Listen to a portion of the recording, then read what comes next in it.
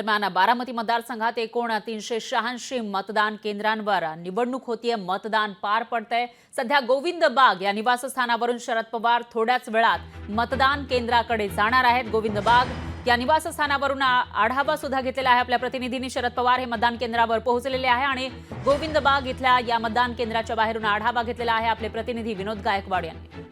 राज्यात आज विधानसभा निवडणुकीचं खरं तर मतदान पार पडतंय. बारामती मतदारसंघामध्ये एकूण 386 मतदान केंद्रावरती ही निवडणूक प्रक्रिया पार पडते.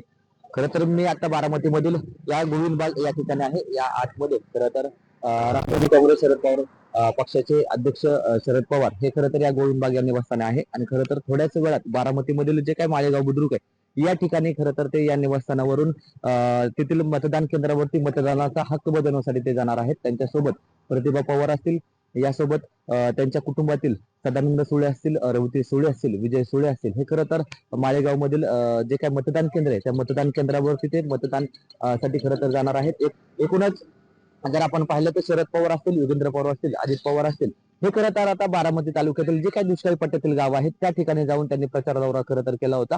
एकूणच आता जे काय आज मतदान होईल त्या मतदान रूपी खरं तर जे काय येथील जे काय उमेदवार आहेत त्यांचं भवितव्य खरं तर आज मतपेटीत बंद होणार आहे. आणि खरं तर आता नेमकी बारामती कोणाची, खरं तर याकडे संपूर्ण जिल्ह्याचं राज्याचं लक्ष लागल्याचं आपल्याला पाहायला मिळतंय. विनोद गायकवाड, लोकशाही न्यूज, बारामती. लोकशाही मराठी ऐका, पहा, जागरूक रहा.